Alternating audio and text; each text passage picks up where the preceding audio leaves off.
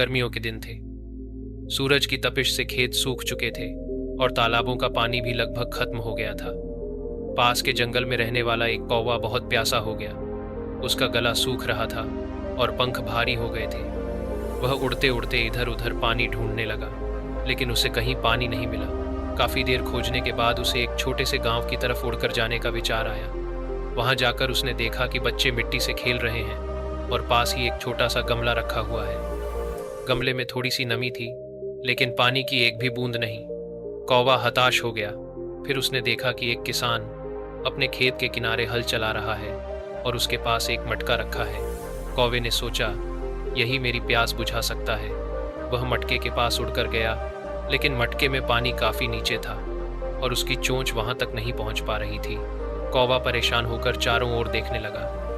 तभी उसकी नजर खेत की मेड़ पर पड़ी, जहां एक नन्हा पौधा लगा था और किसान ने उसे बचाने के लिए वहां एक मिट्टी का छोटा कुंड बना रखा था। उसमें किसान हर दिन थोड़ा थोड़ा पानी डाल देता था ताकि पौधा जीवित रह सके।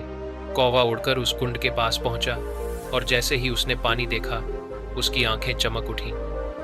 उसने झुककर धीरे धीरे पानी पिया और उसकी प्यास बुझ गई। प्यास बुझाने के बाद कौवे ने उड़ने की बजाय पौधे की डाल पर बैठकर गुनगुनाना शुरू कर दिया। किसान ने जब कौवे को वहां देखा तो मुस्कुराते हुए बोला, देखो, यह छोटा सा पौधा सिर्फ मेरी मेहनत का सहारा नहीं, बल्कि कई जीवों की भी प्यास बुझाता है। कौवा समझ गया कि असली उपकार वही होता है जो बिना किसी स्वार्थ के सबका भला करे। सीख: जीवन में पेड़ पौधे लगाना सिर्फ हमारे लिए ही नहीं, बल्कि अनेकों जीव जंतुओं के लिए भी वरदान है। पानी बचाना और हरियाली बढ़ाना ही असली पुण्य है। आदरणीय दर्शकों, अगर आपको यह कहानी पसंद आई हो तो कृपया इसे लाइक, शेयर और हमारे चैनल को सब्सक्राइब करना न भूलें।